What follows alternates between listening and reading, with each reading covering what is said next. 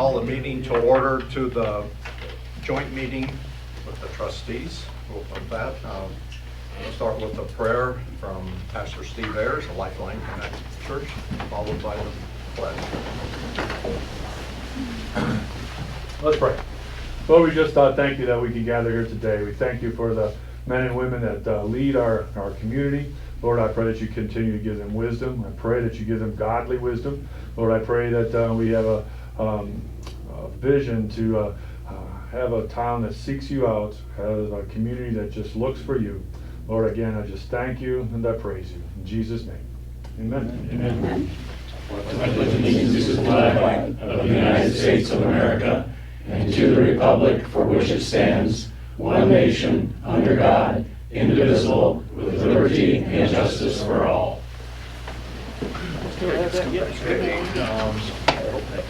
Roll call, township trustees and council. Here. Bassett. Here. Beverly. Here. Egley. Here. Clifford. Here. Martin. Here. Seadyke. Yes. Metz. Here. McCullough. Here. Okay, township trustees, do you have anything you want to bring before the council? No, just waiting. How you guys come along with our meeting we had the other evening, the contracts, but. Yeah, still working on that. Yep. I was gonna bring that, we had a fire police EMS meeting. John and myself went out to a meeting that you guys had, working with all the different townships and everything, but in my notes here under, everybody's got the packet and everything. We had another meeting with Josh representing the township and working out the contract details, you know, with increases and what we're looking at number-wise and everything else. So I think it went well. I think we're working forward to getting that into our ordinances and contract approvals. So Cheryl's got to finish up and Troy's got to look at them. So move forward with it. Thank you for meeting with us. And tonight we had met with you and John, and I think Bruce has been part of some of those things, and Cheryl and everybody else. So really, thanks. Do you council have any questions for the trustees? I had a question. Solar fields. I know we've seen more and more, and not just Defiance County or Hicksville Township, but you see more and more people reaching out to, you know, farmers, property owners. Are you seeing more of that in our area? Yes, so we're in the process here in the next, hopefully, month. We'll get a footprint of where the proposed one's gonna be. It's gonna be substantial size. In the area of 49, Jericho area, up 10 beds. I believe they're gonna be tapping into the Clemmer Road substation. Other than that, that's really the only information we have. Everybody will, I don't know, everybody will benefit from it that's got millage. Where the trustees have taken a stand of, we're not gonna tell you what you can and can't do with your property as far as solar property is. We are working on, this one's gonna be approximately 140 megawatts. So unlike the one that you see north of Payne, that's under 50 megawatt. Anything over 50 is from the Power Siting Board. So there's a lot more regulations and it's beyond our control after that. But what we're working on as a township is working on under 50 megawatt. So we're working on final drafts for bringing up a new ordinance to regulate that so it don't look like prison. Sure. Yeah, like down there. You know, it's a big thing coming. It keeps them more faster down the road and that type of energy. And I know you're looking out what's best for the, you know, farmers and property owners and everybody else. Have you guys heard any opposition? I mean, any legitimate, I guess, opposition? First, people not knowing where it was going to be located at. It was butted right up to the edge of the village for expansion, you know, for houses or anything else. Businesses on the edge of town. I've heard a little bit about that, but they asked me if I knew where it was located at, and I said I had no idea at that time. I didn't even know the size. You said 140 megawatt. Correct, yes. So that's a little bit. 1,400 acres. About 1,400 acres, yeah.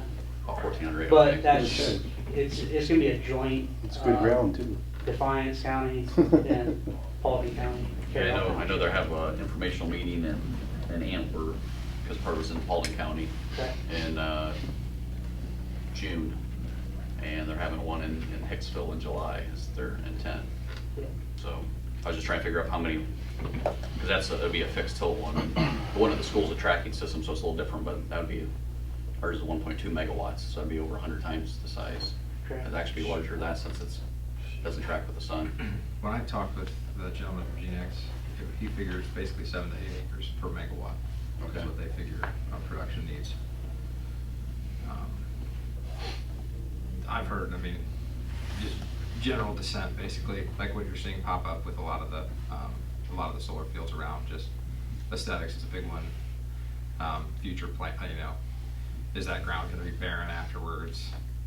Assuming subsidies go out, but what's the plan? But once again, it's not. It's a lease with the owner. So I mean, it's tough for a government to sit here and say you can't or can't Correct, do that. and So. they've got, now, GeneX is a sales company essentially. Yeah. So they're gonna paint a really nice picture. Unfortunately, solar's new enough, I guess, or this size, that we don't have anything real close here to say, go look at that and then tell us your concerns. Everybody sees the one north of Payne, and it's like, I don't wanna see this. Yeah. You know, the lady that we've been dealing with is Erin. Off the top of my head, I can't think of her. She got married since we started meeting with her and stuff, so I don't remember what last name is, but she paints a really nice picture. Anybody has any concerns, she'll come to your house, sit down with you, talk with you. She's spoke with some of the residents on Timbets Road, and they're working on extra setbacks. So, you know, they claim that it's gonna be, it's still gonna be noticeable, but not as noticeable, I guess, as a compound, I guess, per se. So, you know, I don't, yeah, It's hard to tell somebody what to do when they own the property, but, correct. you know, the school, we put one up, but it was for the benefit of the school. We're not sitting there trying to provide power to all the neighboring houses and stuff or make money off of it. That's what they're doing. I mean, that's what GenX is trying to do. You know, Denny Vetter said years ago when I was looking at the solar field, he said, the worst thing about all these people that do it is AEP still has to have people man the trucks, keep the utility lines in place, and if the solar field goes out, they have to provide you with electricity. And I know he said, and this has been quite a few years ago, Germany was the country that they has done a lot of wind, a lot of solar and stuff like that. And what that did is drove up all the electrical rates for all the homeowners. And that's why you see in our electrical rates possibly going up. You know, he said at that time it was like Germany, they were paying like 30-some cents a kilowatt. And at that time we were like 4 or 5 cents a kilowatt. And our rates keep going up and up and up because the companies like that, I think, at times. Luckily, we did sign up for that electrical aggregation, That's township anyway. If you're part of Northwest Electric, that's co-op, so that doesn't pertain to that, I guess. But for AEP customers, the aggregate system, which they shop around for better rates or whatever. So, yeah, it's gonna increase what hasn't increased. Yeah. I think in the long run, I think all the entities will benefit from it. The biggest concerns I've heard is just, I don't wanna see it. Okay, I don't wanna see it either, but I don't wanna see certain properties. Yeah. And guess what, I can't do anything about it, you know? And so, So, are they going through a rezoning process, or how is that from No. from a zoning standpoint? So agriculture, that is able to go on agricultural. So the, it's called a pilot program, it's payment in lieu of tax. So instead of rezoning that to a commercial deal, it'll be still zoned as agricultural. But what they'll do is divvy up approximately $9,000 per megawatt per year. And then, but it's divided amongst Paulding County, Carroll Township, Hicksville Township, and Defiance County. And amongst that, then, like I say, each millage that the residents pay, each one will benefit from it. I say, the way I understand it, the biggest winner will be the schools. They'll definitely be getting the biggest amount of money, but it's, I don't know. And was that about a month ago, where the townships and commissioners met to sort of try and craft a policy, I guess, for the county? Was that? I remember reading something about. DeKalb's got a big push for this right now. Well, I feel like the commissioners were working on setting some sort of policy for the county So on did- that. somebody else asked me, stopped by my house 2 weeks ago and asked me about a meeting coming up in May something, and I didn't know anything about it. Okay. I asked the clerk, and she said, that's for Adams Township and one other town, maybe Delaware Township. Okay. The two that's actually doing zoning against, so they don't want solar at all. Okay. And so that's what that's for, but people read in the, I'm assuming it was a Crescent, Mhm. that Hicksville was listed and stuff, but even though it was an article, we weren't part of or the zoning Yeah. against it, I guess. Okay. Good questions. Any other? You guys got any questions for us? I'm looking for a no solar sign, you know where to get them I have no idea. at? To find stuff. I see they're on 49. Yeah, I do too. Okay. Do you guys have any projects coming up this year that's going to divert any state highway traffic to our township roads that you're aware of? The water tower's the big thing, and hopefully no, I won't. As far as bypassing, no projects ever comes out to the county, so no, to answer your question. I had a question though about that. CSX, the High Street, they were kind of reaching out to you about, then you had mentioned about High Street, that there had some issues maybe on High Street with the bridge. Yeah, it's been pretty quiet. I don't think it's moved any. Okay. Okay, any other questions? Is the Either water way. tower going there off of Casebeer? That's the well field. Industrial Drive. The new well field is there off Case Spear, so there's 2 well heads that they just drilled, and then the new water tower is actually going off of Industrial Drive. I forgot to remind everybody, shut your cell phones off and put it on airplane mode. Messes up with the TV. You guys doing some renovating in your building there? Look like you took a Correct, back yeah. section off? Yeah. A little bit more usable space, that's all said and done, hopefully. Nice. Good deal. Okay, That's all I've got. anything needs to be brought up between the trustees and the council? Okay, I'll entertain a motion to adjourn joint meeting. Make a motion. I'll second. Roll call. Hart, Yes? Bassett, Yes. Beverly, Yep. Martin, Yes. Flucker, Yes. Egley. Yes. Sedag, Yes. Metz, Yes. McCullough. Yes. Okay, we're going to return to regular session. Thanks, guys. Thank you. Any questions, let us know. We will. Huh? All right, take care now. Yep, before you, the approval of the April 17th regular council meeting minutes. You have copies of that in your packet. Any additions, corrections? If not, I entertain a motion to accept the minutes. Make a motion to accept as written. Second. Roll call. Egley. Yes. Flucker, Yes. Martin, Yes. Hart, Yes. Beverly. Yes. Bassett. Yes. Yeah, before you, the bills and the packets. Any questions, I concerns? got one. The FLQ transportation for $4,300 for transport commodities. Yes, sir. What that is 4,200 of that is the trucking cost to get all the piping for the sludge tank out of Texas. And then it is March and April's commodity fees, which is $50 a month, so. That's what I remember, $50 a month. I'm surprised I see $4,300 from the same company. Yeah. Like, man, that price, maybe I missed a couple zeros. Is the pipe here and delivered? That's when I went down, yeah. Okay. Okay, any other questions on the bills? I'm looking at this, so steel saw parts for Kenfeld Group. Didn't all those, for service purposes, don't all those have to be purchased through the dealer? That's our old steel handheld that we kept.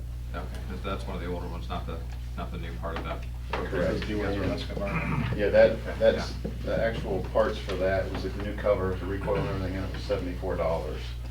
The additional funds are for, the park bought 3 new heads for their weed eaters, 3 new weed eater heads, so that's why that number is what it is. It's not all for that, it's all. How about this, near $1,800 for Aaron Enterprises for phone? I thought SMT did our phones. SMTA, Mm-hmm. not all of them. We're always gonna have those for the SCADA. SCADA, as of now, we will, yeah. For the who? The SCADA system. It's the security system on the water tower, when Oh. it goes too low. Got you. Did you get that result? Yeah, they're waiting, still waiting on a part to come in from Berger and Associates. So as soon as that part's in, then it can get swapped over to SMTA. You have to have somebody there to watch it? No, Okay, because we talked about that, you thought you might. So what was this $1,800 for? I had nothing to do with Bob. Who did? Oh. All during the whole time that we were getting converted to SMTA, and he was helping us, he just kept the list of his hours. And he spent a lot of hours working, because he's still our IT guy. He was assisting the back end of the IT portion, all the switching and such. And getting the VPN installed so that he can still honor his contracts with our servers here in the PD. Yeah, Okay. there's a lot of hours. Yeah, we talked about that during budget with Chief, that he was still gonna be working with us. Okay, any other Anybody else questions? got anything? Pay the bills? I'll second that. Roll call. Martin, Yes. Beverly, Yep. Barth, Yes. Bassett. Yes. Flucker, Egley. Yes. Okay, next on the agenda, Kara Potter, you're up. You come up to the podium, please, to speak about Defiance Public Library. Actually, I'm going to talk about Hicksville. Oh, okay. Thank you, everybody, for making time for me tonight. So my reason for being here tonight is to update you on what's happened to the Johnson Memorial Library staff and how it is going to impact the Johnson Memorial Library summer reading program this year. So summer reading runs for 8 weeks in June, and 8 weeks in June and July. Last year, there were more than 1,000 attendees at 35 programs. The summer reading programs support early literacy and work to prevent the summer slump that teachers often talk about. So in mid-April, a request for reconsideration of a children's book was submitted to me, which is totally normal. This is not the first time that this has happened, it's not the last time. So I started the reconsideration process, which again is totally normal. We have a process set up that we go through for every book that's challenged like this. What was not normal was a group of Hicksville residents calling JML staff pedophiles, groomers, Nazis, and I'm sure other things that I'm not aware of. So this happened online on personal Facebook pages that the public could view. And it also happened in person at the Johnson Memorial Library branch. So the consequence of this vile behavior was that 2 of the Johnson Memorial Library employees submitted their resignation. One, her last day is tomorrow, so stop by at noon if you want to say goodbye. And the other one, her last day will be June 2nd.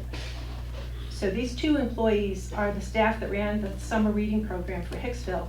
They decorated the library building and created and implemented over half of the Johnson Memorial Library summer reading programs.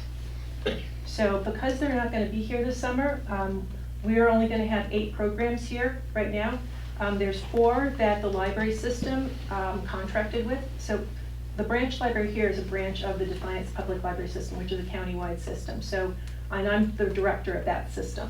So when we get summer performers in, we sometimes contract to have them perform in all 3 library buildings.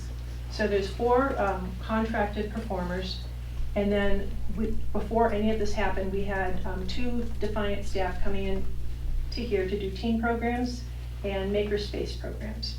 So we'll still have those 4. So with the 4 contracted and the 4 that the Defiant staff are doing, we'll have 8 programs. And there'll also be an online summer reading list with challenges going on too. So I reached out to what I understand were the ringleaders of the online bullying, who are Justin and Heather Kuhn. I'm glad to see you here. I know you're very busy. And they told me when I tried to contact them several times that they were too busy to meet with me. But Taylor Klepper, who was also one of the individuals I contacted because he was one of the leaders of this group, when I contacted Taylor, he did agree to speak with me, which I really give him credit for that. So my intent with talking to them was to inform them of the real-life impact of their online behavior and the effect it has on the library and the community. Taylor didn't understand. I like you, Taylor, but I'm going to tell the truth here. Taylor did not seem to understand that name-calling, winding people up online, and lying have real-world consequences.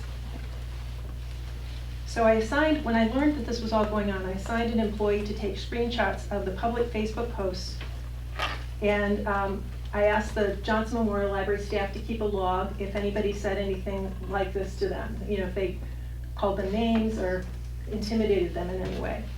So I've not looked at any of this information. This is being collected by a staff member that works in Defiance.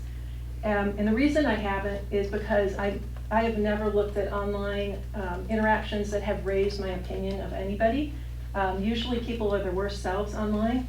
So I have set those aside and I have not looked at them. The other reason I've done this and set them aside is if anything like this happens in the future, we can still do the same thing, do the screenshots, get information from the staff, and then if I look at both of those collected pieces of information, I can see if there's a pattern of specific individuals who are doing this. So I've arranged to have security cameras installed at the Johnson Memorial Library building, and I've talked to the Defiance Public Library System Board of Trustees, and Susan Mack, who is the Hicksville representative on that board, is here tonight. And I also spoke with the Friends of the Johnson Memorial Library Board, and their president, Dawn, is here tonight too. And we were talking about I was informing them of what was going on and possible paths forward for this summer.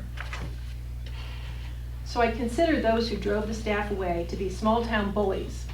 And like most bullies, they're usually avoiding me. I'm amazed that Justin and Heather are here, and I thank you for that. Usually bullies, in my long public experience, they avoid you, they blame the book, say a book triggered their behavior, saying they didn't mean it, they didn't understand the consequences, and so on. There was and is no justification for that kind of behavior. And if they thought that it would intimidate me into making a decision that they want on a children's picture book, it did not have that effect. We have not even gotten to that point because I've been spending a lot of time dealing with the staff and explaining to the boards what's going on. And I'm also on the City of Defiance 200th birthday. I'm one of the 5 people who are on the bicentennial committee, and we had our big kickoff Friday. So I was very absorbed with that was going on too, and my board meetings. So libraries are not political institutions. They serve the whole community, not just the loudest or the pushiest.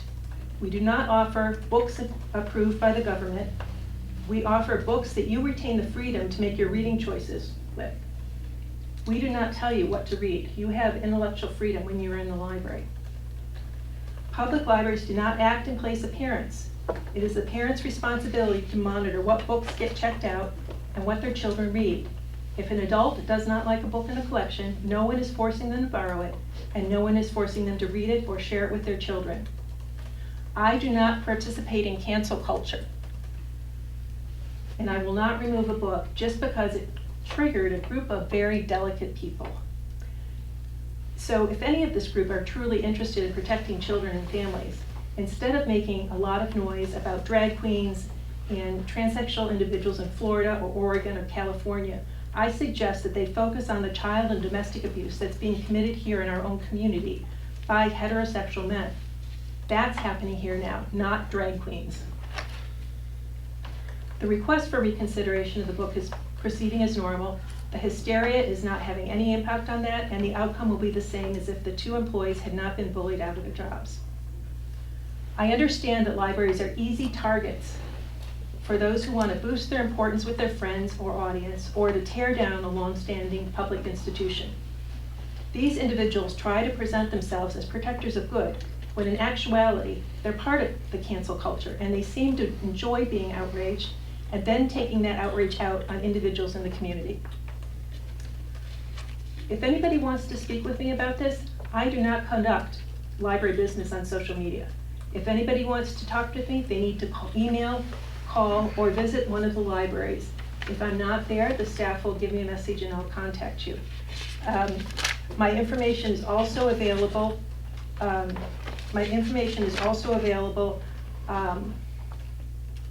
On the library system website. So if you type in Defiance Library, Ohio, it'll bring up our library website and all my contact information, my board's contact information, all the forms, everything about Johnson Memorial Library is also on that page. So with that, I think I'm done for tonight. I thank you for listening to me, and I hope you have a great evening. Anybody have any questions for me before I step down? When did the staff put the resignations in? I don't remember the date off the top of my head, but it was after this all happened, and they stated that it was in response to this behavior. I was just out of curiosity looking, because the summer program is of great importance. I don't see a job posting out there. So if it is... That's because I work in a union environment, and I have 2 other positions to post before I can post these. So when do you anticipate those postings to be live? I would like to post them as soon as possible, but I'm spending a lot of time on the drama in Hicksville, and I have other things going on in Defiance and Sherwood too. Not drama like this, but I'm on the bicentennial committee, so that means meetings all the time. And I have my regular job to do, and I'm on several boards. So I'm going to do it as soon as I can, but I have not had time in the past 2 weeks. Okay, any other questions? Okay, thanks for your input. Thank you. Thank you. Thanks. Next on the agenda is Carl Petrona, Cleveland area. Yes. Enterprise to speak about fleet leasing. Awesome. So, If you want to talk to me, I can talk. thank you for your time. Again, my name's Carl Poltrona. I'm with Enterprise Fleet Management. I come to you from Twinsburg, Ohio, so a small suburb outside of Cleveland. That's where I was born and raised. I've been with Enterprise now going on 10 years, over 5 years in my current role, really bringing on new partnerships in the fleet world. So today I'm here to talk to you about what Corey and Chief Denning and I have been working on really over the past 6 months on getting together a fleet plan to help the village get back on track with vehicle replacements and help you guys do it under budget. So some information has been provided. Really the goal of this meeting is to give you all a good understanding about what we do, who we're working with, and really what we're proposing for the village. And then I'd like to leave some time for you all to ask questions. There's going to be a lot of things that I'm sure are going to be different from your current philosophy behind managing vehicles. So definitely want to make sure everybody's comfortable with it. But I always like to start my meetings on that second page going over who we're working with today. So a lot of your neighbors currently partner with Perrysburg Township. We work with Defiance, both the city and the county. We also work with Allen County, Auglaize County, helping them with their fleet of medium and light duty vehicles. We are the Sourcewell preferred provider for fleet management. We've been awarded that contract for the second time now, so that'll be 10 straight years. The reason I bring up all of this is because in government, it's the one unique space where rather than competing with each other, you all are sharing great ideas. So I would encourage you to reach out to some of your neighbors that are participating in this program to learn about the benefits. So when it comes to what's really driving this conversation, especially in the government space, I'm sure none of you are, or all of you are aware of what's going on in the vehicle industry. There's lack of inventory, prices are through the roof, which is creating a lot of challenges for our government partners. On that next page, you'll see over the last 2 or 3 years, we've seen about a 30 to 40% increase in state contract pricing on very common vehicles in your fleet. Half-ton, 3/4-ton trucks, your police interceptors, so vehicles that you have quite a few here in the village. And then other than that price increase, what's really driving these conversations is vehicle availability. So Chief Denning and I have been working on a plan for his marked units. One of the biggest obstacles this year is that Ford went away from state contract, so there will be no state contract for the Interceptor this year. We also know that after July, they're not going to be stocking inventory at dealerships, so everything is going to have to be ordered directly through the manufacturer. We also know last year, in model year 2023, they produced 35,000 units, and then in this year, they're actually expecting a decrease of about 40%. So they're only expected to produce about 21,000 units this year. So being proactive in this environment has been key. So our program has been designed to make sure we're meeting with you all several times a year, staying ahead of these manufacturer cutoffs to make sure you're getting the vehicles that you need. On top of that, we're seeing a lot of the main manufacturers like GM and Ford moving to an allocation process. So that's something different than what you all are used to. The state bid has pretty much gone away. So what the allocation process means is as you're getting ready for your fleet planning, we have to go specifically to each manufacturer and tell them how many vehicles you all want for each year, and they're either going to approve you or decline you. A lot of times they're basing that on your previous model order history, and I think that's where Enterprise really flexes their muscle in the manufacturing world. Because we're the largest purchaser of vehicles in the U.S., Enterprise has been able to allow the manufacturers to grant our customers extra allocation that they normally wouldn't get. On top of all these challenges, we offer a lot of different benefits outside of financial benefits. That next page is really going to put it into 3 buckets for you. So on the administrative side, the village will have a website where it's going to house all your fleet data, things like life-to-date maintenance spend on your vehicle, fuel efficiency, updates on when new vehicles are coming in. We're also going to coordinate all of these logistics for you. So anytime you guys are getting new vehicles or selling your old ones, we're taking care of moving those vehicles around. So Enterprise has dry teams all throughout the state. We're using those states to move vehicles from dealerships to upfitters, from upfitters to you. And if we're selling vehicles, we're picking up vehicles that you're selling and handling the whole process of disposal. One of the biggest benefits of working with us in this environment too is that we're not handcuffed to any particular manufacturer. So with limited inventory and limited availability, if a plan ever changes or something happens in the fleet industry that makes us have to pivot the plan or the strategy, we're able to do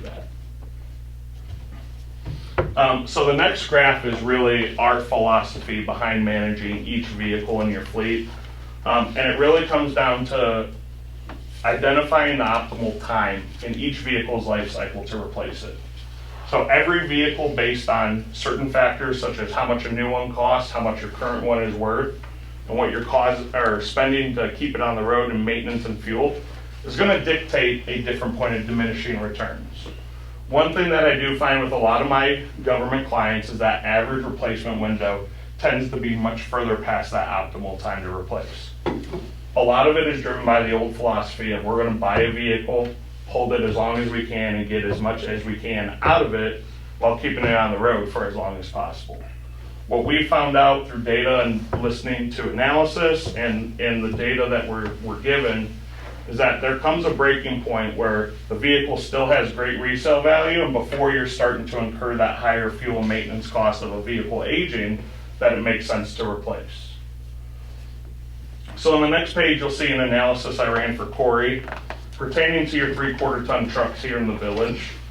So what this analysis allows us to do is compare different lease terms, 3, 4, 5-year leases, compared to the current buy and hold plan of the village, where you're buying a truck and holding it 12 to 15 years. Now at Enterprise, we created this tool in conjunction with Ernst & Young to break down what your vehicles cost to operate for every mile that they drive. So currently, under your current buy and hold strategy, you're operating your trucks at about $1.18 per mile. Under one of our lease structures, and right now they're operating pretty similar, all within a half cent of each other, we're able to lower that down to about $1.10 per mile, saving you about $500 a year per vehicle. What's also very key to understand about our lease structure is the flexibility that it affords the village.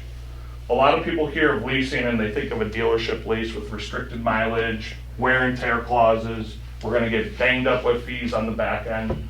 Our lease is nothing like that. So on the next page, you'll have a visual of really what that looks like. So in this instance, a 2024 Chevy Silverado 2500, factory invoice at $49,400. So government incentives have not been released on this model. So right now, that's the pricing we're going with. Considering a 60-month term, where the village is going about 7,500 miles a year. So over that 5-year period, the village would pay this vehicle down to about $9,500 reduced book value. Now, where our lease differs from your dealership leases, at the end of the term, we have the option to turn around and replace that vehicle. Anything above that $9,500 we get when we sell that vehicle goes back to the village. Normally, a dealership will keep the proceeds of that sale. But in this instance, we're estimating that vehicle to sell for $32,000 at the end of the term, meaning the village will be getting a check back for a little over $22,000. What a lot of our clients will then do is take a portion of that and roll it into their replacement vehicle to continue to drive down costs of the program.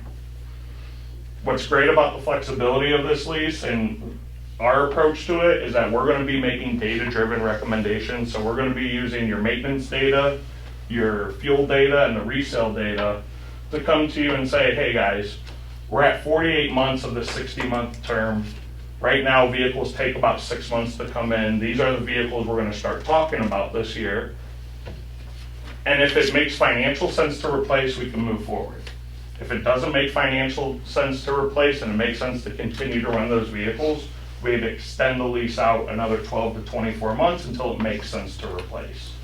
So all of this data and analysis we're going to bring to you on an annual basis. Ultimately, you're going to have final say on what you want to do with the fleet, but we're going to provide you all the data behind the recommendations. In the same fact, if for whatever reason, 2 years into that 60-month lease, something has changed in the market where we may come to you and say, hey, it makes sense to replace this vehicle. Best example is when COVID hit, the used vehicle market spiked by 40%. People that were 2 or 3 years into those leases, if we found a replacement vehicle, their old one we were able to sell for as much, if not more than what they paid for it. So this is something we brought to their attention because now this gave them an opportunity to reset the maintenance clock on that vehicle and take advantage of the newest fuel economy in the new model. So these are all different things that we're going to look at that you may not have the time or the manpower to take a look at. On the back end, Enterprise is going to take care of remarketing your vehicles or selling your vehicles. So rather than sending them to Gov Deals, you can see on the next page how we're performing in the resale space. We're about 12% above Gov Deals right now because we have the manpower that we invested in, where we have boots on the ground. We have individuals in our remarketing department, is what we call it, where they hand sell your vehicles back to private dealerships. So we're not sending these to auction, making sure the right buyer's there, paying all these fees. We're going to dealerships that we have built relationships with and hand selling these vehicles back into the community. Question on that. So Sure. we have like upfit trucks where we've got dump beds, that sort of stuff. Are you stripping that stuff off before you sell it, or that's all basically that new entity sold? How does that work with the upfit in your guys' leases? Yeah, so it all depends. The upfit cost is capped into the lease, and then at time of replacement, we're going to run you through the scenario. Does it make sense to take some of this equipment and transfer it to the next truck, or does it make financial sense to sell it with everything on it and take those proceeds and transfer it? So you're including So you guys will include in the lease the cost of adding a dump bed or adding the boxes on the back? Correct, or like for Chief Denning's vehicles, all the equipment that goes into the marked units. Okay. Who gets to make that decision? The village does. So a lot of times we like to keep your vendors in place. We don't try to reinvent the wheel too much. So if you have upfitters that you use, people that do your lettering that you use, we keep those in place. Enterprise just basically handles all the logistics of moving your vehicles around and getting everything done. So like part of statewide Ford is on there is where we've gotten our last 3 vehicles from. So they would, they're part of the program. I know Schmitz is part of the maintenance program. Yep. With the vehicles. Yeah, so a lot of times if you're ordering directly from the manufacturer, we like to keep the local dealership involved. So we'll make sure that we select them as the dealership that we drop ship vehicles to, so they still get a little bit of revenue from that. So we try not to take away too much from what's going on here in the community. We've also, go ahead. Just, I know I met before with you, but Yeah. I know when you guys, if we decide to sell a vehicle, you guys also take care of all the de-lettering, bring the vehicle around to sell, and also all the paperwork, all the title transfers, and all that kind of stuff too. Correct. That's nothing to worry about. Yep. Does that get charged as a fee as part of the Yeah, sale? so at the end of every lease, or if we're selling one of your currently owned vehicles, we have a $400 service charge we charge. Handles all disposition, so logistics, title work, de-lettering, so all that's taken care of. And that's negotiated through the Sourcewell contract. And what's the minimum number of vehicles? So right now, we're looking at the replacement of just 3 vehicles to start the program. Really, to work with us, you just have to have 20 vehicles in the village. So obviously, it's not convert all vehicles over onto the program at once, but this is a good opportunity for you all to dip your toes in the water with 3 leases. And if the program is a success and you guys like how it's going, then you have the option to expand as you replace more vehicles. So you'll commit to the village with only 3 vehicles? Mm-hmm. Yep, and you're not locked into any contractual period. If at any time you decide the program's not working for us, you could cut a check for what the vehicles are paid down to, take title to them, or you run out basically the lease terms and you phase out the program the way you phased it in.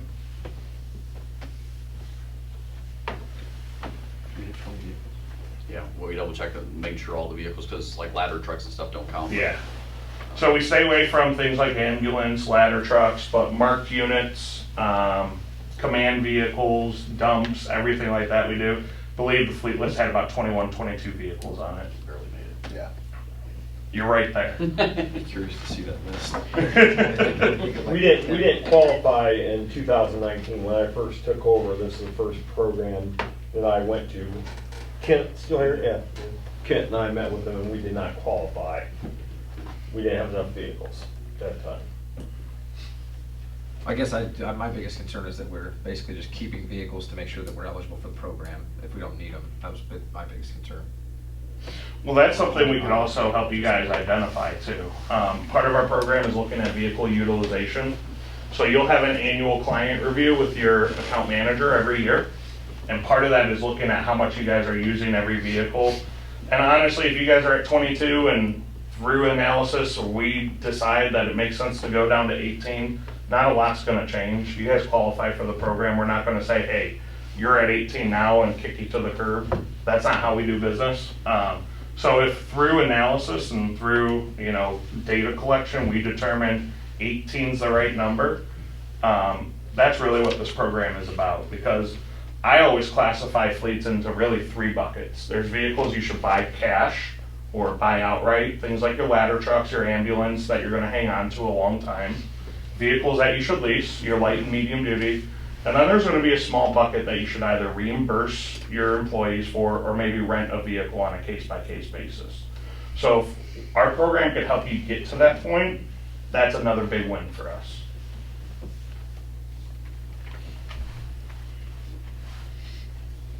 Okay, any other questions? Awesome.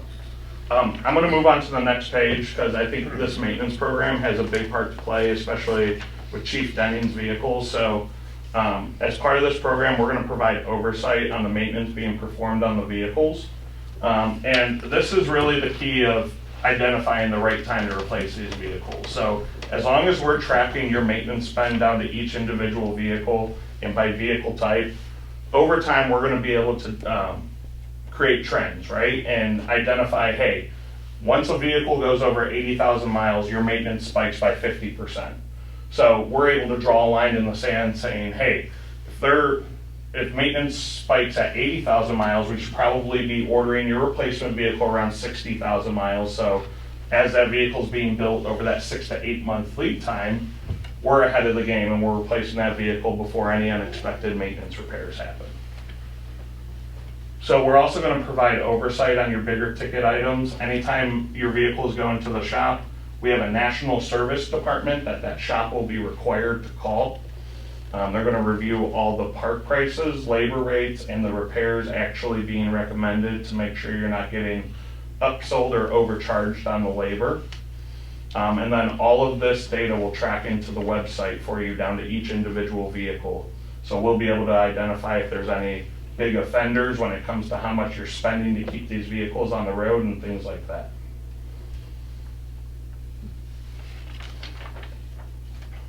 On the next page, you'll see our fuel program that also ties in with the maintenance. So the fuel program is provided through Right Express. It is a free program to use, so all your vehicles will get assigned a fuel card. And then anytime a driver goes and fills up that vehicle, they'll be required to put in a unique PIN. So you know exactly who's filling up what vehicle. As these drivers are putting in PINs, they're also going to be required to put in odometer readings. So as those odometer readings are loading up into our website and turning over a certain mileage band, you're then going to get push alerts and email alerts for things like oil changes, tire rotations, to make sure you're staying on top of your PMs.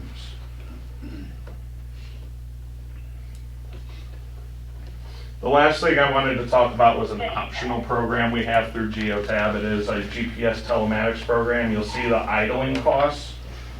So we actually partner, one of the cities we partner with is the city of North Ridgeville, and they have these GPS devices on all of their vehicles. Aside from route optimization and knowing where all your vehicles are at, there's a lot of different data that it provides us.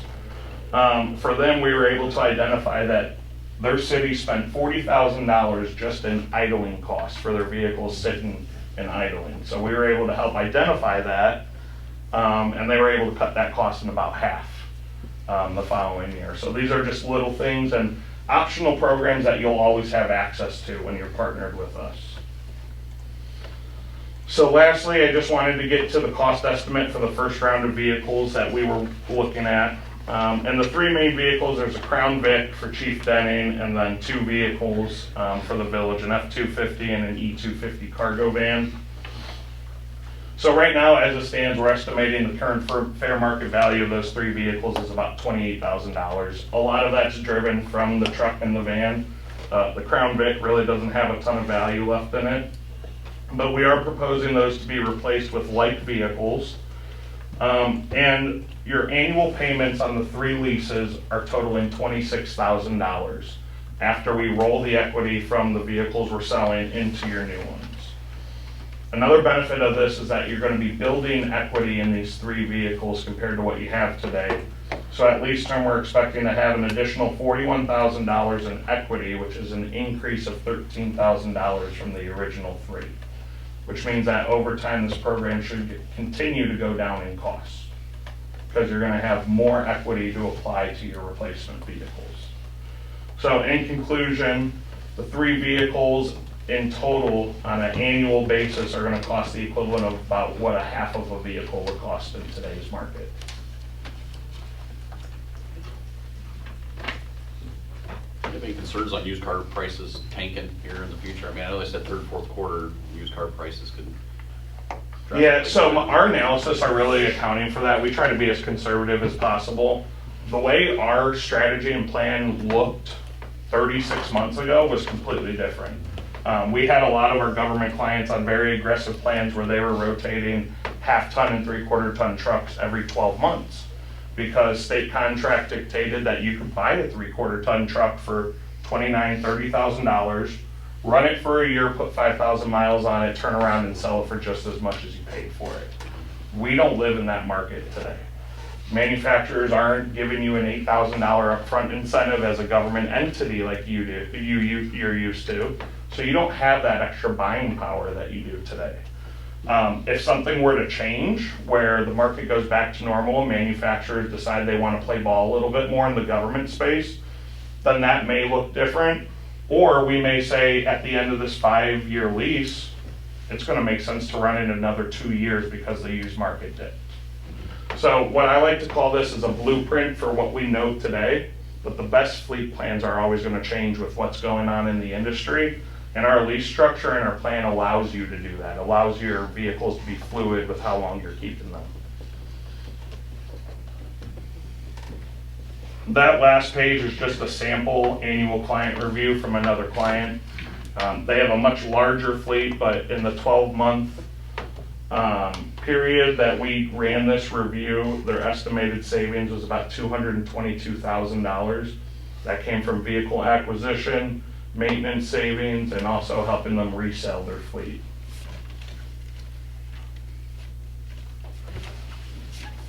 And I could open up for questions. On page 2, Yes. you have, did you send Corey, or do you have contact? I mean, like just like the city defines, who would be contacted? Yeah, so John Leonard, the finance director. I'll never remember all this stuff. Is now at the finance But you college, send it but to yeah, him? I'll send it to him. We work with DJ, the service director over there. Sure, and several of them, you know. Absolutely. Sure, send them to him so that, you know, a lot easier to just to call when we know who we're going to talk to, so. Yep. That'd be great, I appreciate that. Yeah. Yeah, I think the closest ones I could send, Perrysburg Township, Bowling Green, City of Bowling Green, and City of Defiance. Yeah, anywhere, just. Do you have many programs with communities our size? Yeah, so I think Perrysburg Township is pretty close. We also work with City of Rittman, which is on my side of the state, which has a fleet of 24 vehicles. So, yeah, and then we work with, you know, the City of Toledo, which has, you know, close to 1,000 vehicles. So our program scales really well, both small and large.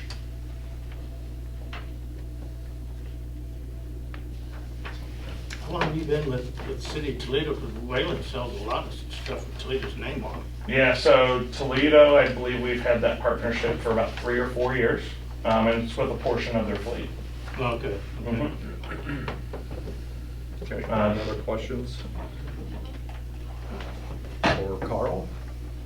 Awesome. I'm sure there's gonna be more down the road. I'm sure. Yeah, Corey and Mark have all my contact information. I know with the mayor, I left the card. If anybody has any questions, please feel free to reach out. Thank you for your time. Yeah, Thank you. Thanks, Carl. Safe travels back. Thank you. Next on the agenda, board and commissions. Nuisance board met 4/21. About an hour meeting, so we'll work on some properties. Council committee reports. Water and sewer met 4/12. We spoke on that last time. I'm still working on it. Okay. Yeah. I know. Still working on the respondents on that too, so. Okay, the police fire EMS committee met 17th and the 27th. Yeah, it's on the table tonight. There's notes on the table tonight. Like I said, we had met on the 17th with interim chief, Mr. Bruce Hart, and just looked at some of the things. He had some ideas for the fire department. We met again on the 27th in regards with Cheryl and explaining to you what Josh and the Hicksville Township wanted to have their contract renewals. All of our townships were up. We had mentioned that in the past meetings. First, we're looking at doing contracts similar to what we had done 4 years ago, keeping everybody on the same board. But after we started crunching numbers and looking at everything, we're better off to do the Hicksville Township as we have been doing the last 3 years, with increases built in, along with the other townships have some increases built in that Cheryl had been working on. So I think we're pretty confident on the contracts that we can move forward for the next 3 years with all the townships. Troy would have to go through them and get them revised and everything before they would come back to council, so. Any questions on that? We talked to John too, what he had to, we have a report here on your desk. Run numbers, we want to keep track of, for all townships, village, everything, we want to keep closer track of the runs that we're making to our townships, to the village residents. We have some shortfalls in revenue in those departments, so we're taking a look at the levy, but taking a look at the overall financials, revenues, expenses for the department. So, any questions? Okay, thanks, Mike.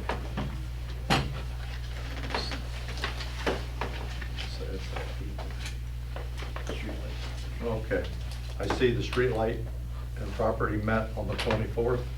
Guys, got anything to report? You're the chair, but I can report if you want. Go ahead. We met with an individual here in town that had some concerns back in 2020 about a property being built a little high and possible water shedding on his property. And was kind of told, let's wait and see if it caused any problems, and we'll move on in the future to see how we can maybe resolve it. It's been 3 years now, and he's having some problems with some trees dying on his property. He wanted us to look into it some more and find out what can be done to alleviate the issue. I know I'd sent a lot of stuff to Troy, and possibly, I know you had met with the individual at his house after our meeting. Yes. So I'm not sure, sounded like your meeting went well when I talked to him. Went well. There's definitely a problem, and possibly some of our zoning or lack of created it. So I don't think we should just push him out the door and say tough luck. I think we need to look further into this. Okay. So we're gonna talk with Troy a little bit more on it. He wasn't able to make the meeting that night due to some other obligations he had, so. Okay. Still an open topic that we're still working on. Okay. Administrator's report. Corey? Just a couple things. First and foremost, Bill Jacobs been here a year as of April 20th, so he would be due for his raise. I guess that's something you guys would have to vote on there. And then I put this sheet on everybody's desk. I'm gonna try to get this to you guys like the end of every month. That's good. What this is from the zoning office here. There's, we'll call them 19 units on 13 different addresses. He started working on this halfway through April. And this is just one sector of town. He's got it broke up in like 4 different quadrants, 4 different sectors. So all of these here were filled out for their warnings and was all given to the police department today. So and everybody would have 14 calendar days to take care of these situations, or then they would be, if they don't, then they're subject to a summons to mayor's court. No properties on this list got one of those really cool signs in your yard, right? Not this type of stuff. Okay, no. all right. But other than that, that's all I got. Yeah, cool. I think it's helped with Mike having more time to do this instead of mowing. I think it's gonna be big dividends. How are things going with Mr. Baker? Yeah, actually, they're going very well. Actually, I had 3 different people talk about how clean the mowing jobs are. So. Well, if we're gonna talk about that, let's talk about the old moldy trailer court. I was out to the body shop today, picking up parts, and did we mow that with our 0 turn? We didn't mow it. Who did? I don't know. Oh, good, good, because they just burnt that ground up. I mean, whoever mowed that had to take it Yeah, in. we haven't had to touch it, so. That is wonderful. I'm sure this Wednesday will be the first round of yard evaluations for residents, so. Where are we at in terms of pool budget? Do we have that in? When can we expect that, numbers for the pool and kind of final designs and? Yeah, they were in last Tuesday. We're figuring about 3.5 for everything. Do you have final plans? So that's built in with the 20%. But that's with all the contingencies, otherwise it was like 2.92. Correct. Do you have like, final plans? No, that's what they're working on right now. So what are they pricing? I guess if we don't have a finalized design. Well, the design itself is there, but we don't actually have the actual plans for it. Construction drawings for it? Correct.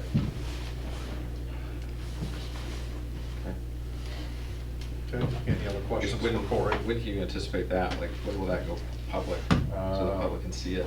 I'm hoping next week, sometime next week. They're working on all the CDs and everything yet this week for it, so. And then from there, they'll take that design and submit it to the health department? Yeah, all that's been submitted. That was submitted.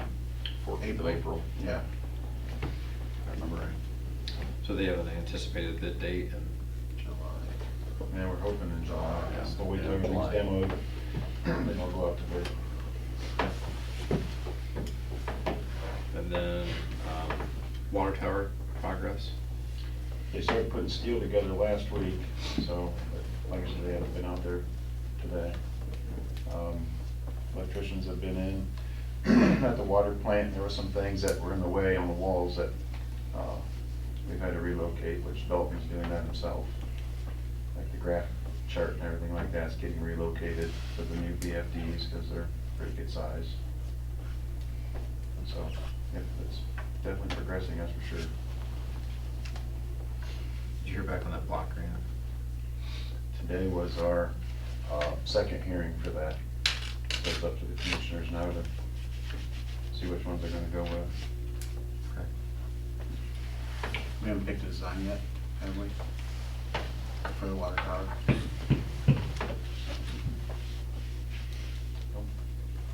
Okay. Full color. Do we have a timeline for when we need to decide on that? They wanted it like a month ago. Anybody have any ideas? Hicksville with their slogan, proud past. I noticed, When it was founded. Taylor didn't want to do the ACES thing again, like we've got on one, which is fine. Why don't we do something regarding where that thing's standing in its industrial site? Right. That's a good idea. So we ought to call it something besides industrial. Make it so it's more open to anything. Business park. Yeah, anything like that. Industrial, you just think, well, you know. Some smoky money. Yeah, yeah. Yeah. I like the color of white. I mean, I've seen other brightly colored water towers that don't look very good after a few years. I mean, we have some in neighboring towns around us that I'm okay you drive with by and white. they stick out like a sore thumb. I'm okay just with a white tower. Yeah. We could have got a tower. Does Ashley still have their smiley face? Yeah. Put an emoji up there. Brian's got their dum dums. Dum-dums, or yeah, Dum-dums. dum-dums, yeah. That probably had quite a price tag on it. Oh, yeah, so they paid for that. That's good Hey, advertising. I got another question, and I don't know where it fits in this, so I'll ask it now. Who's in charge of getting a replacement for him? Whose job is that? He's looking. He is. Yes. Personnel. I've passed a few names along, a couple of names. Have you Mike passed- and I talked about it. I've just Just reached on his out. own, he just I'm asked not me. personnel committee, but Yeah, I've he just just been asked me. kind of seeing. You are I staying called- through December, If- right? if- So, If wanted, yes. Yeah, but think about it this way. This is fifth, we're almost halfway through this year Oh, I know. already. Yeah. I know where we're at. And it's my birthday. if you're gonna, Friday is mine. Happy belated birthday.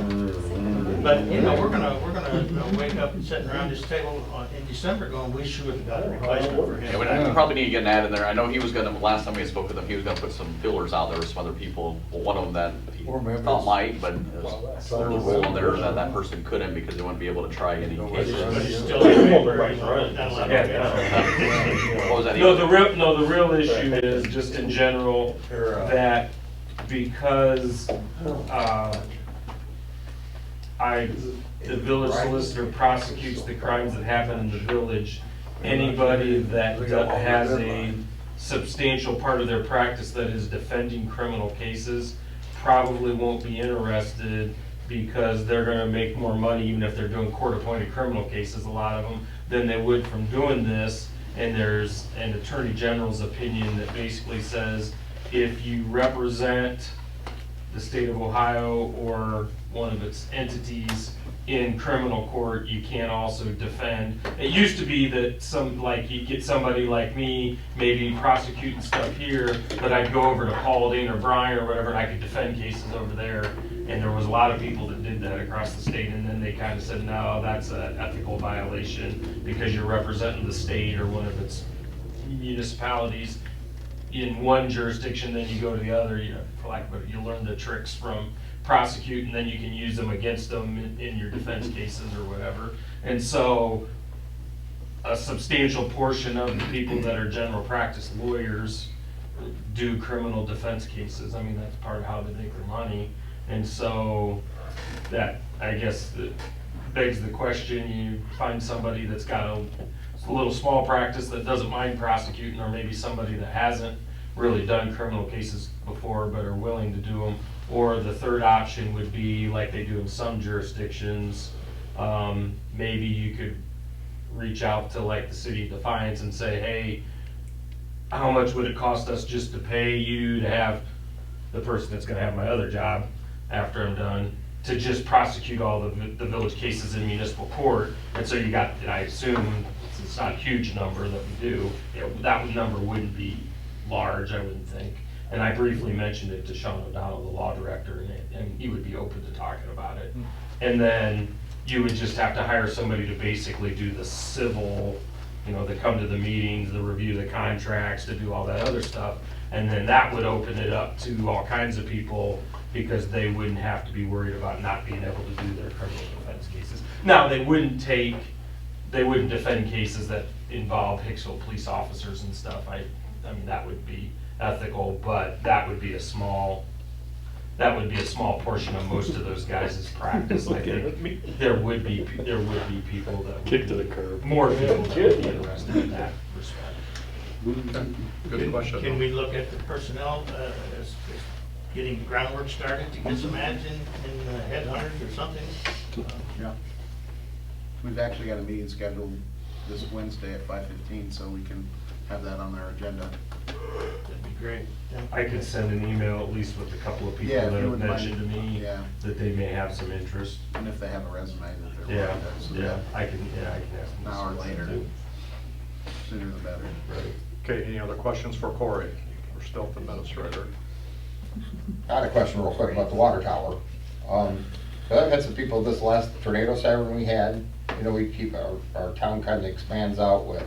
They were wondering, and I thought, we have wasn't this one here, and then I think we have one at the park. But since our town's kind of broadening out, if we could have another siren, maybe on the water tower out there. I know we don't rent it out to any other spaces, but it would just get a broader range of having that tornado siren kind of broadcasted over a bigger pattern. So I just thought about the tower, since it's going out there and it's ours, if that's something we could put out that way. Just I don't think it would go on the tower, it'd go on Separate. Really, not much. House-wise, I mean, Depends which way the to wind's alert blowing. anyone. I know, I told them that. I've had some people reach out and say, we can't hear it. I said, well, you're out in the country. I'm still, Yeah. But it was just a thought. I said I would bring it up and maybe talk about if that was a bigger area where you would hear us right side of that warning. It comes on your cell phone, don't it? Okay, any other My questions wife got for it. Corey? You sign up for it. Everybody carries That cell was just phone. the sign up for it, though. Huh? You gotta sign up yearly. Oh, I don't know, she never signed up for it. She gets it on that consumer cellular. Is that right, take him off probation? Amber alerts can be sent out to by the national level. Overdue, but yeah. I'll recommend, So doing well, right? We'll forward that Joel. information, they'll send He's out been the here, Amber he's alert our request. wastewater. Yeah, but I get them mixed up, because my mind's sensitive. He's come to a lot of meetings. Yeah. So are we removing him off probation to go to standard pay, or are you No, proposing a raise? it's just yearly raise. Don't we need a He raise? did not get one Yeah, in He January. hadn't been here a year. Oh, yeah. Yeah. So then after this, he would go to the beginning of the year. He'd just, cycle that everybody he'd just be raised. on the regular schedule, or Regular raise. whatever everybody else is. Was that bump in compensation budgeted? Joel's raise? Yeah. I believe so. So the sewer committee, or sewer Right. budget, so, Did you make a recommendation, Mayor? yes. I second, I first did. Okay, I'll second. roll call. Sorry. Yes. Egley. Yes. Bassett. Yes. Pepper. Yes. Beverly. Yep. Martin. Yes. Okay.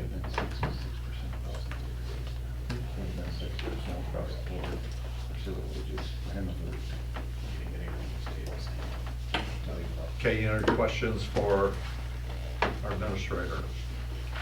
Okay, moving on to solicitor's report. Troy?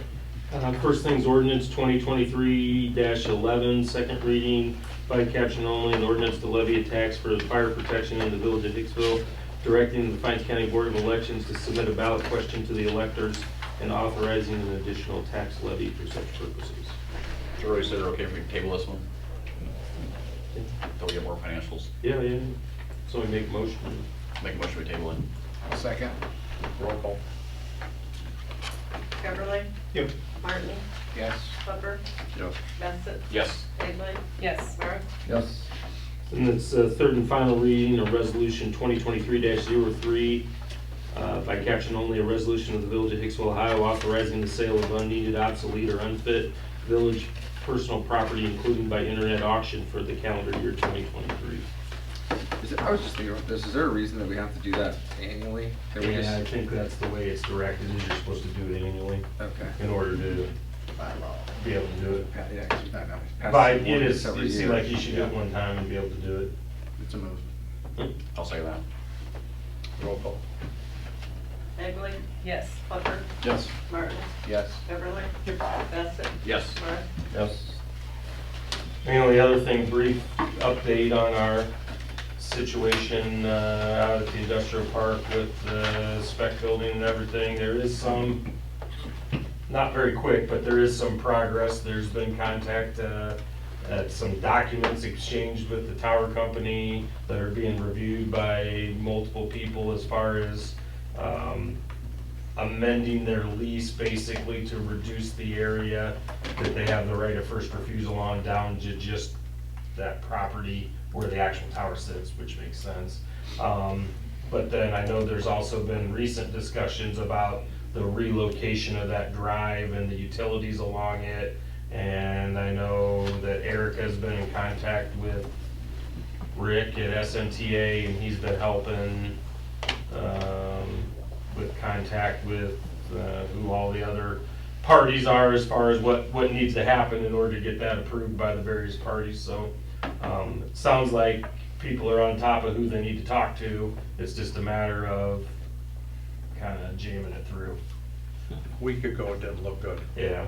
and then it's moving now. Yeah, it is.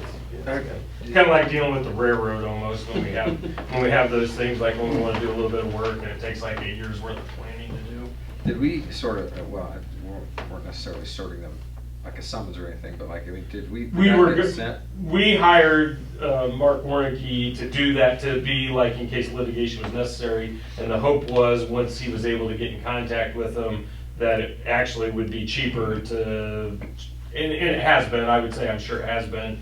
And they've actually exchanged some documents now. So no, there was never like a lawsuit filed or anything. There was a threat of one, basically, if you don't start talking to us and start doing this, we're just gonna go ahead and file it and we'll just deal with it in court. But it never got to the point where anything got filed or anything like that. That would delay it another year. Oh, at or least, two. yeah. Yeah, So so it's moving. ran the I'm encouraged. the by it. tab up, for Yes. sure.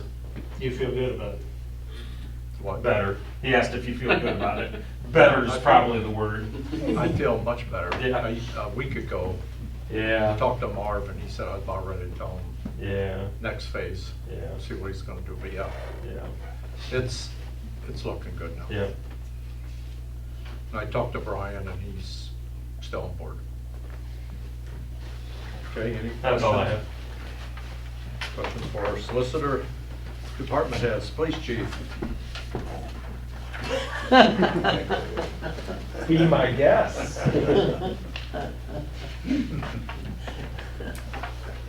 I don't have anything you should have in front of you, case and calls for service for the month of April. So,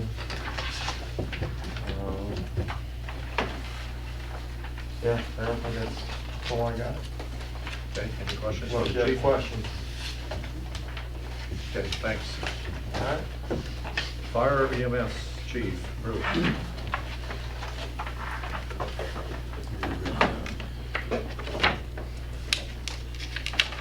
passed around two sheets that, one on EMS and fire coverage of what we've done already through April. Any questions on that before I go further?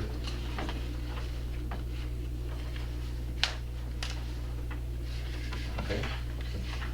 The second one was just kind of random thoughts as I was sitting at my desk typing things down. 504 is down to Finley now. Take about 10 days to get that truck back.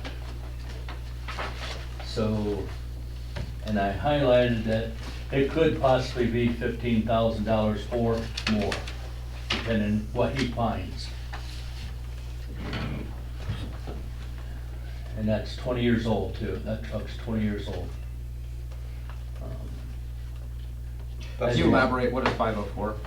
Oh, I'm sorry, our first line pumper that we take, that's the first thing out the door. You've had some issues with that the last 6 months, maybe Yeah. a year. Yeah, So we've had was- engine problems with it, hesitating, not wanting The pump, to right? do its job, yeah. And then 503, which is our second pump we've kept for our ISO's reasons. That's over 30 years old. And we're gonna be using a garden hose to fill it up every night or every day. Because it's leaking that bad out of the packing of the pumps. We've got as much packing in there as we can. Can't get any more in there. It's just one big hole. And again, just heads up, but again, we should be planning for a pumper soon. Whether it be one that we decide to build ourselves or take one off the rack. And finding one of those off the racks that fit our needs could be close.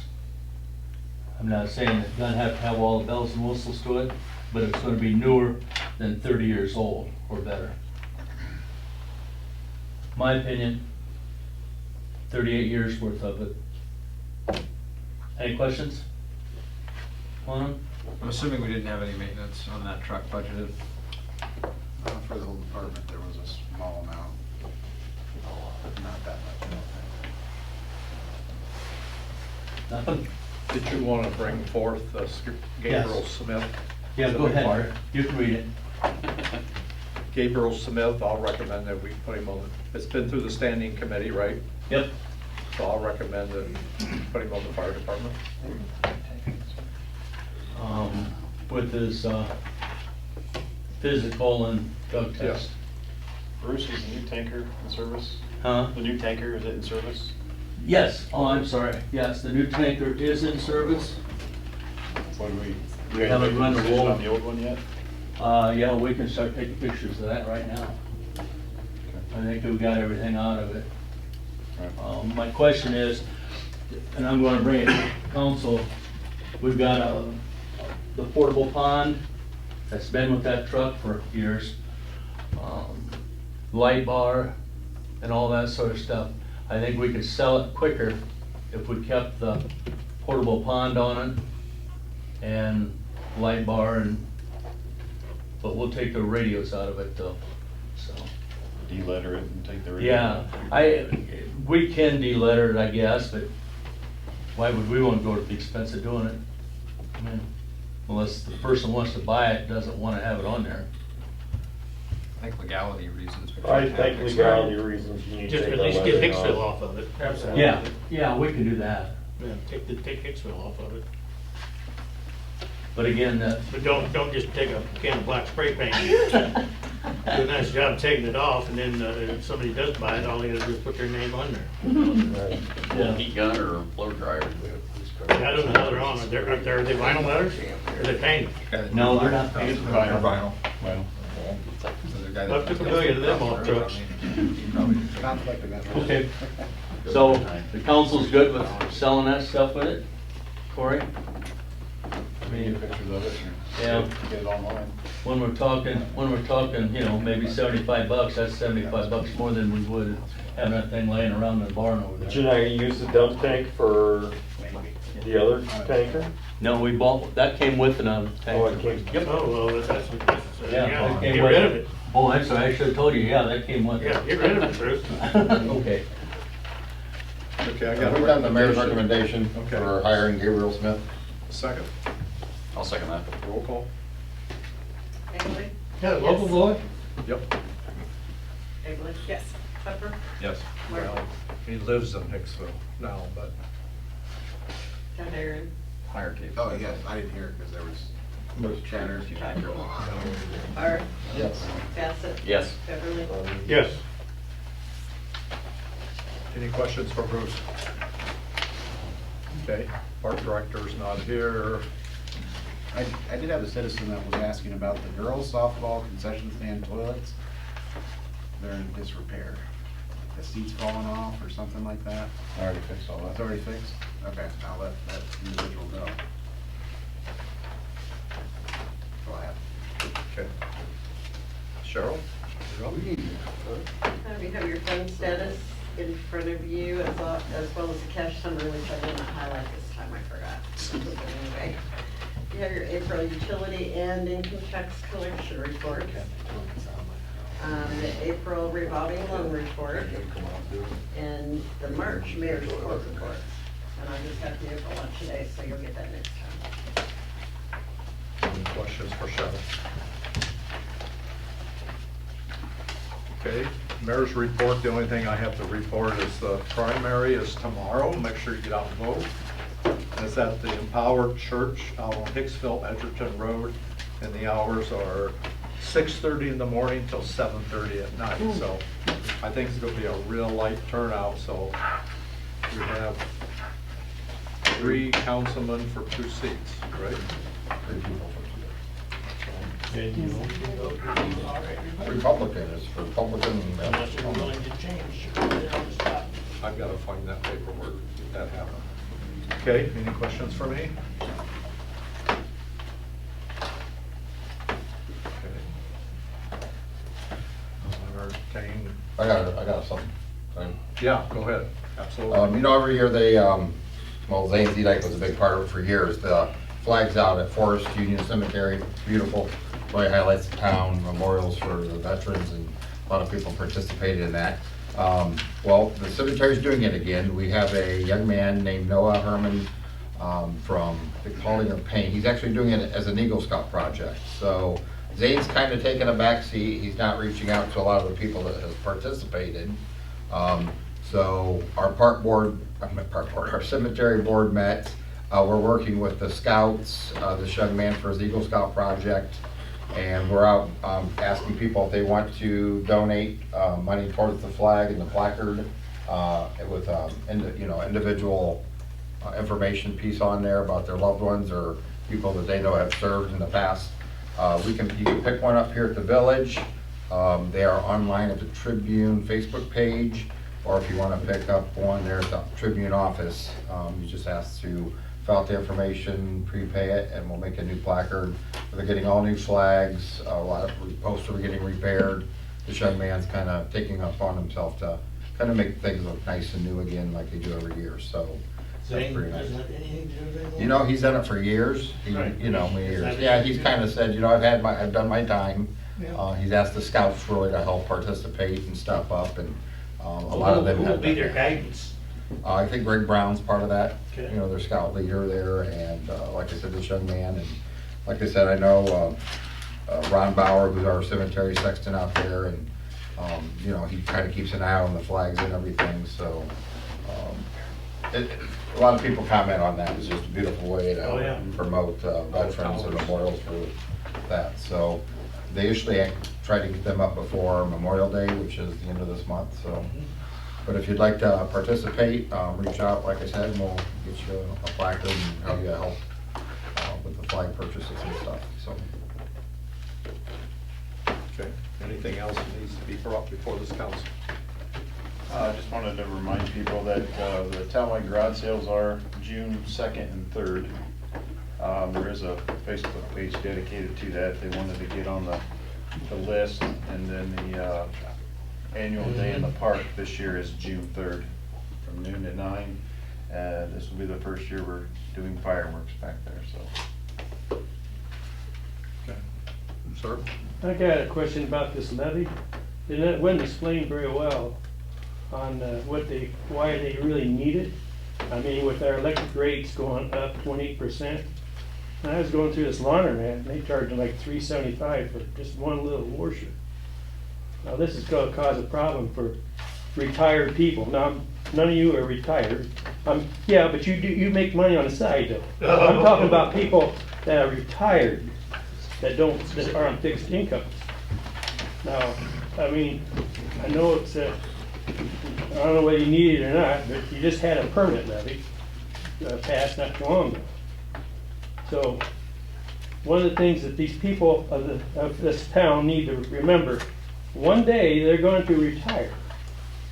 And whether or not the money will be there, you know, so they can retire, to save, you know, it's just like, I got a thing from Schweitzer. My house is worth $104,000 in 85, whatever it is. Now it's worth $165,000. So how does a young person buy a house and you got all this stuff adding up? You know, you got school levies, which you got to have them, and I'm sure with police and stuff, but I don't really understand why we need another percentage on this EMS, because it's going to cause, even this fella here, he deals with low-income people, right? Preacher. So he can tell, I would assume he should be able to tell you that it's more of a hardship for them when your taxes go up, even though it's a 0.05.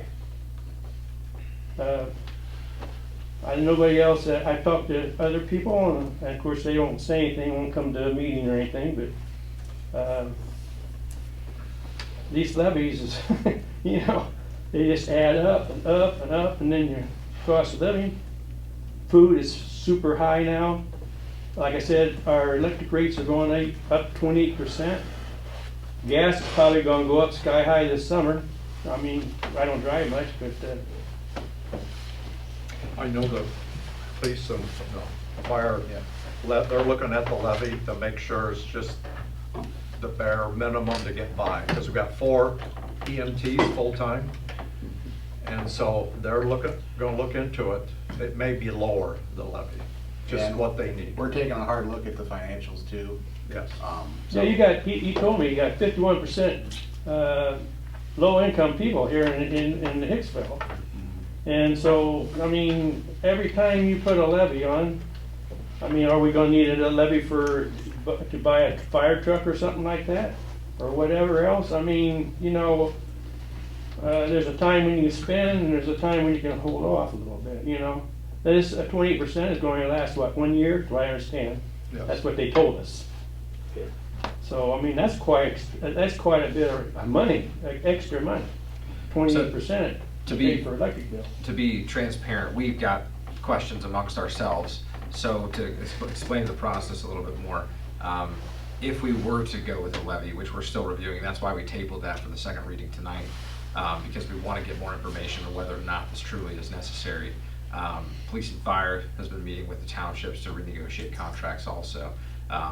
But we have to have 3 readings, and if we want to submit for a levy in the fall, we have to have 3 readings, and then we have to submit those financial numbers and calculations to the auditors. They have to review it, and then it would come back to us for 3 more readings before it was ready to go on the ballot.